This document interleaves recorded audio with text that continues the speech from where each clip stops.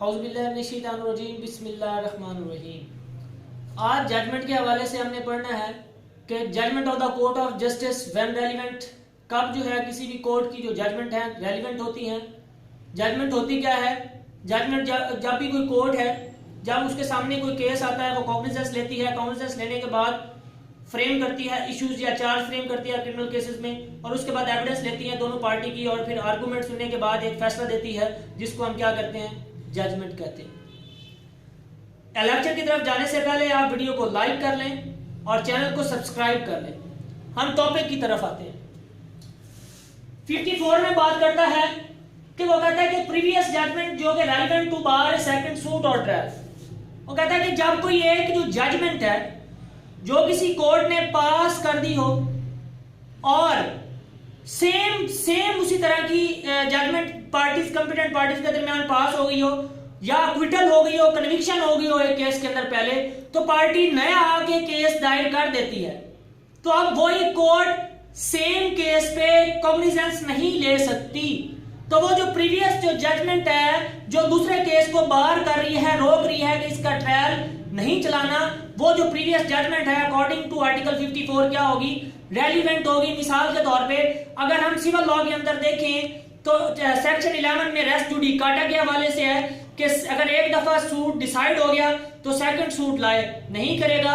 और criminal cases के अंदर डबल जेपार्डी का कंसेप्ट आ जाता है 403 के अंदर, और कॉन्स्टिट्यूशन के अंदर आर्टिकल 13 जो है वो बात करता है कि अगर एक दफा सजा अक्विटल कन्विक्शन हो गई तो दोबारा उस पे सेम केस पे दोबारा अक्विटल कन्विक्शन नहीं हो सकती। ये 54 हो गया।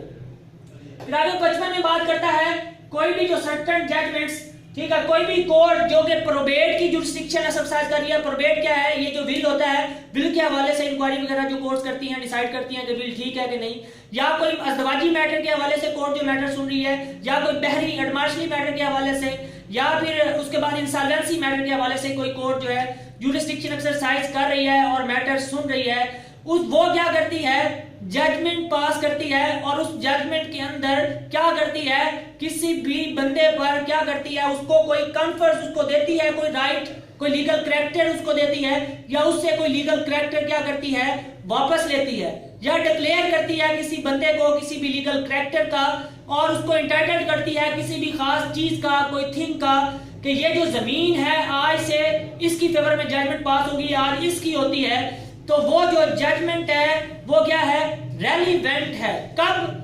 जब ऐसी जो लीगल कैरेक्टर है, जब वो जो राइट है, टाइटल है जिसका वो इंटाइटल्ड हो रहा है, वो किसी नेक्स्ट जो केस चला उसके अंदर वो रेलिवेंट है। तो वो जो जजमेंट है जिसमें उस लीगल कैरेक्टर का उसको हक दिया गया, या जो उससे लीगल कैरेक्टर वापस लिया गया, या जिस जजमेंट के अंदर ये डिक्लेयर किया गया कि इसका लीगल कैरेक्टर है या इस चीज का ये इंटाइटल्ड है, वो जजमेंट भी अकॉर्डिंग टू 55 क्या होगी? रेलिवेंट होगी। उसके बाद 56 में बात करता है, ये जजमेंट इन रैम है। 56 में बात करता है कि relevancy and effect of judgement or decree other than those mentioned in article 55। वो कहता है कि एक तो 55 में मेंशन किया गया है कि कोई भी जजमेंट जिसमें किसी बंदे को किसी भी लीगल कैरेक्टर का हक दिया जाता है, या उससे लीगल कैरेक्टर लिया जाता है, या उसको डिक्लेयर किया जाता है किसी भी लीगल कैरेक्टर का या किसी चीज का, एक तो ये है। वो कहता है कि इसके अलावा जो कोई जजमेंट होती है, अगर वो रिलेट करती है किसी भी पब्लिक मैटर के, जो मैटर है पब्लिक नेचर के, ठीक है, और इंक्वायरी हो रही है, उस इंक्वायरी के जो रिलेटेड पब्लिक नेचर का जो मैटर है उसके रिलेट कोई इंक्वायरी हो रही है, ठीक है, वो कहता है कि relate to the matter of public nature है, उसके रेलिवेंट टू द इंक्वायरी जो मैटर है उसके रिलेटेड जो जजमेंट है वो क्या होती है? रेलिवेंट होती है, लेकिन कंक्लूसिव प्रूफ नहीं होती। एक तो 55 में है। 55 के अलावा जो कोई जजमेंट है पब्लिक नेचर की, जो मैटर की जो जजमेंट है, जो रेलिवेंट टू द इंक्वायरी चल रहा है उसके रिलेटेड, वो क्या है? रेलिवेंट है, लेकिन वो जजमेंट कंक्लूसिव प्रूफ नहीं होती। इसके बाद फॉर एग्जांपल ए क्या करता है? बी पे दावा कर देता है कि इसने मेरी जमीन में क्या ट्रेस पास किया है। बी कहता है कि नहीं, ट्रेस पास नहीं, मेरा राइट ऑफ वे है। अब क्या है? वो ए जो दावा करता है बी के हक में डिग्री पास हो जाती है कि हाँ जी इसका राइट ऑफ वे है। उसके बाद सेम इस तरह जो दावा है ए बी पे करता है ट्रेस पास का, कि सी ने बी पे करता है, सी पे करता है कि उसने मेरी जमीन में क्या किया, ट्रेसपास किया।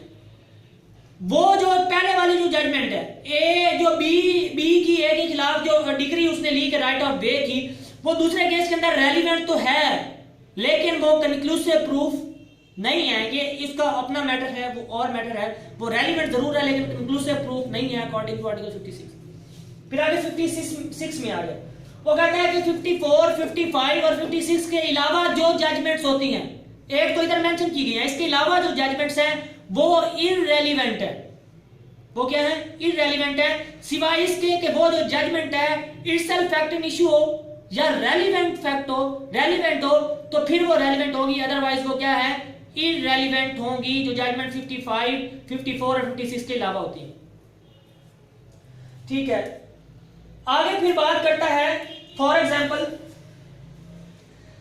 मैं मिसाल फॉर एग्जांपल क्या है, ए सी जो है उसने क्या किया है, ए की बी और बी की डेफामेशन की है। ए क्या करता है, सी पे उस डेफामेशन का केस करता है जो कि रैली की है, और वो सी उसको क्या है, जस्टिफाइड जो उसने नहीं किया। अब वो क्या है, जजमेंट पास कर देता है सी के खिलाफ डेफामेशन की, और अब बी भी क्या करता है, सी पे दावा कर देता है डेफामेशन का कि इसने मेरी भी डेफामेशन की थी।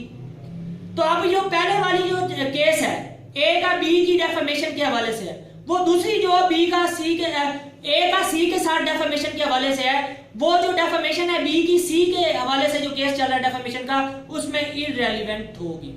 बात समझ आ गई। इसके बाद फिर आगे बात करता है अडल्ट्री के हवाले से।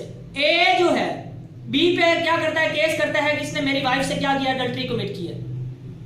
अब जो बी है वो कहता है कि ये जो सी जो है ये कभी ए की वाइफ थी ही नहीं, ये अब भी ए की वाइफ नहीं है, लेकिन फिर भी उसको क्या हो जाती है, बी को अडल्ट्री की सजा हो जाती है। अब बाद में क्या करती है, वो जो सी है वो बी से शादी कर लेती है। तो अब ए क्या करता है, अपनी वाइफ के सी पे बेगामी का केस करता है, उसकी लाइफ टाइम के अंदर उसने क्या किया, दूसरी शादी कर ली है जो कि इलीगल थी। अब जो पहली जजमेंट थी बी के खिलाफ अडल्ट्री की, वो इस केस में, बेगामी के केस में जो उसने अपनी वाइफ पे किया, वो इररेलेवेंट होगी। अंडरस्टैंड। उसके बाद फिर आगे बात करता है, एक जो है बी, ए क्या करता है, जो बी जो है क्या करता है, ए की गाय चोरी कर लेता है, और ए बी को क्या है, चोरी का उस पे केस करा देता है और बी को सजा हो जाती है, और बी वो गाय आगे सी को बेच देता है। ए बाद में सी पे उस गाय के हवाले से दावा कर देता है कि मेरी है। तो अब जो ए का सी पे दावा चल रहा है, वो जो बी कन्विक्ट हुआ चोरी में, वो उसके खिलाफ उसके अंदर इररेलेवेंट है, वो जजमेंट चोरी वाली जिसमें बी को सजा हुई, वो ए और सी के दरमियान जो केस चल रहा है उसमें इररेलेवेंट है। फिर इस तरह मैं आगे मिसाल देता हूं रेलेवेंट कब होगी। अब ए ने क्या किया, बी के खिलाफ दावा किया, और उसमें क्या है, ए को डिग्री हासिल हो गई जमीन की जो कि बी की थी, ए की थी और बी ने उसके ली हुई थी। अब बी का बेटा उठा सी, उसने ए को क्या कर दिया, कत्ल कर दिया। तो अब वो जो जजमेंट है जिसमें डिग्री पास हुई, वो as a motive according to article 21 relevant हो सकती है कि इस जजमेंट की वजह से, इस जो डिग्री जो है कि पास हुई उसकी वजह से सी ने क्या किया, उसको कत्ल किया है, वो एज ए मोटिव रेलेवेंट हो सकती है। मैं एक और मिसाल देता हूं। ए ने क्या किया, बी की डेफिनेशन पब्लिक में लोगों के सामने उसका तमस्करा बनाया, रेडिक्यूल किया। अब बी ने क्या किया, मौका देख के ए को उसको रंज हुआ और ए को उसने क्या किया, कत्ल कर दिया।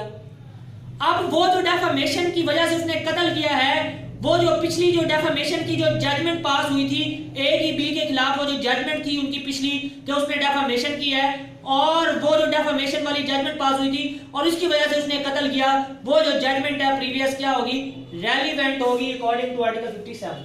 Understand, as a motive according to article 21 as a motive भी रेलेवेंट होगी। फिर आगे 58 में बात करता है, कोई भी जजमेंट जो कि फ्रॉड की, अब देखें ना 54, 55, 56 में आप जजमेंट्स पास हो रही है, वही जजमेंट अगर फ्रॉड की बेस पे, कोई साजिश की बेस पे, या जिस कोर्ट ने पास की वो इनकम्पिटेंट थी, उसको जुरिसडिक्शन नहीं थी, कॉम्पिटेंट नहीं थी, उसने पास की, तो वो जजमेंट्स भी क्या होंगी, जो नेक्स्ट केस में जो होता है सेम जजमेंट डिग्री पे, वो क्या है, रेलेवेंट होगी अकॉर्डिंग टू आर्टिकल 58।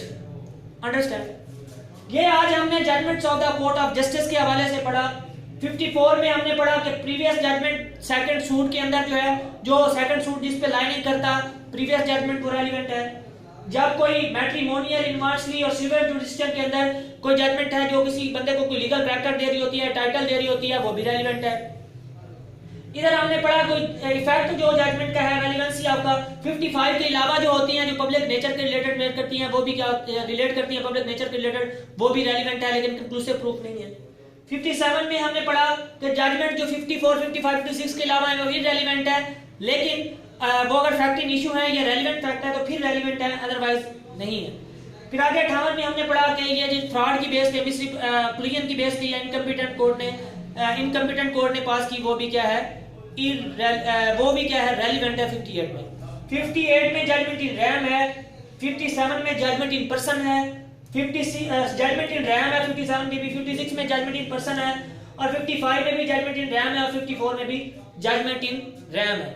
अगर जजमेंट का लेक्चर पसंद आया तो आप इसको लाइक करें, आप इसको सब्सक्राइब करें, चैनल को सब्सक्राइब करें, और नीचे दी गई प्लेस में जरूर कमेंट करें, अपनी राय का जरूर इजहार करें। और अगर किसी और टॉपिक पे आप लेक्चर बनवाना चाहते हैं तो नीचे दी गई प्लेस में कमेंट करें। दुआ में याद रखें। अल्लाह हाफिज।